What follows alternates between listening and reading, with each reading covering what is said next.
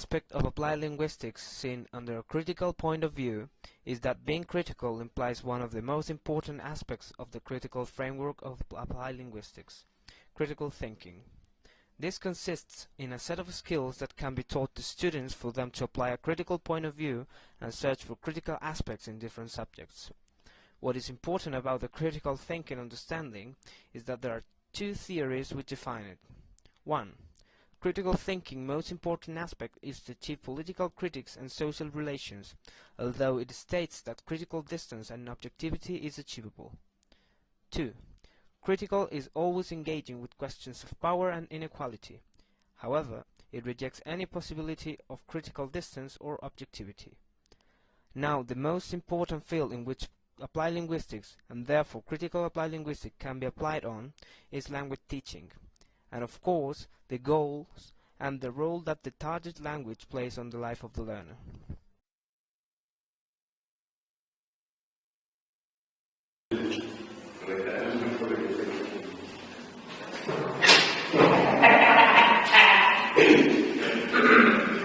Good morning, students.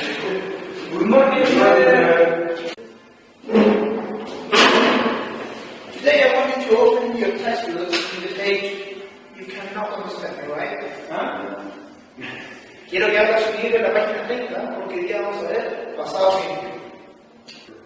Hijo, no entiendo nada, ¿no? Ay, que aprendieron No una sirve de nada. Oye, yo escuché eso.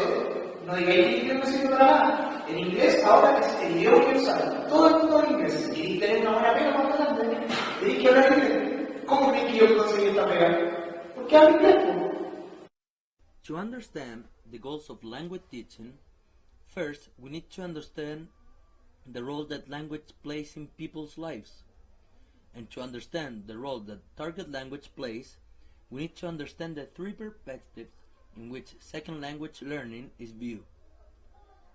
These following are the linguistic, the psychological, and the social. The three perspectives pose the same questions in different order. The first one, linguistic, is all about what we learn.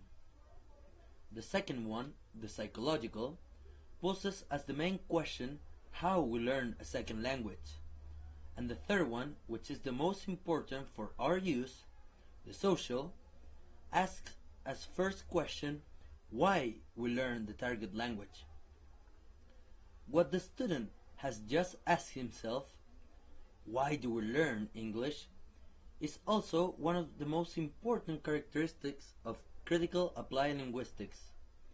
The feature of being critical, asking at every moment what is the purpose of doing something.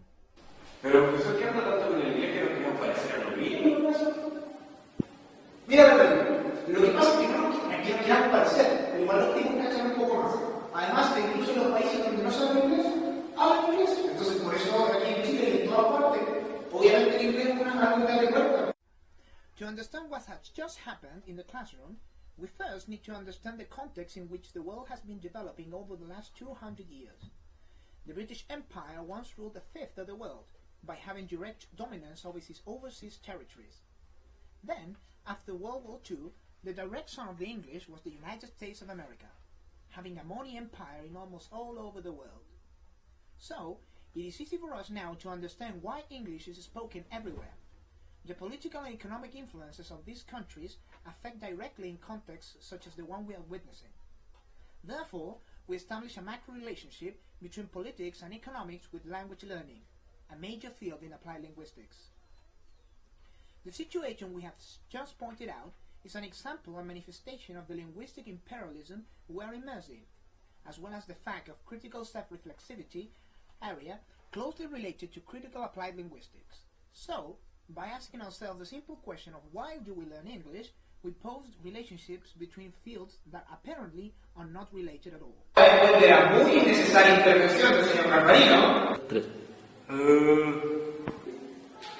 vamos a ver el pasado simple mediante la historia de un inglés llamado Henry, who likes not to have his sparkle tea with scones. Lo que pasa es que a los ingleses les gusta tomar el té a la siempre de acá, tiene una galletita que se llama scones. Intentamos leer esa historia y lo voy a aprender pasado simple. Profe, ¿por qué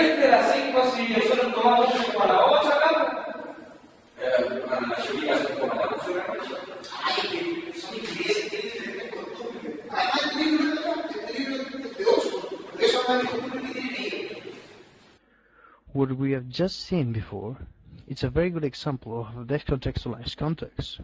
Here in Chile, most of the books we use in the classroom are not made in our country. So, the examples and exercises shown in books are like an alien context for Chilean students, which makes more difficult the learning of students due to the reality is completely different from the one in English books. Therefore, students cannot ground their knowledge obtained in class, because their learning is based on concepts that don't even exist in their dialect and culture. Ya sabes que, córtela. ¿Por qué mejor no hacer un ejercicio único de la página del vídeo?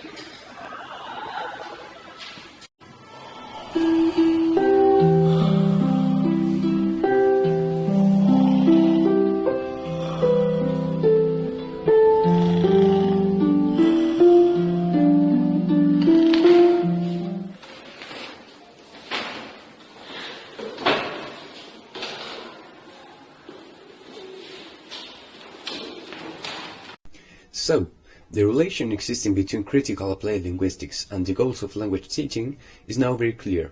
By asking ourselves the question of why we learn English, we make clear the role that the target language plays on the Chilean society. A language which is posed as lingua franca and spoken everywhere opens us for you be it by getting a better job or by communicating with everybody. And now that we have made clear the role of English, we ask ourselves the question, why is this situation like this?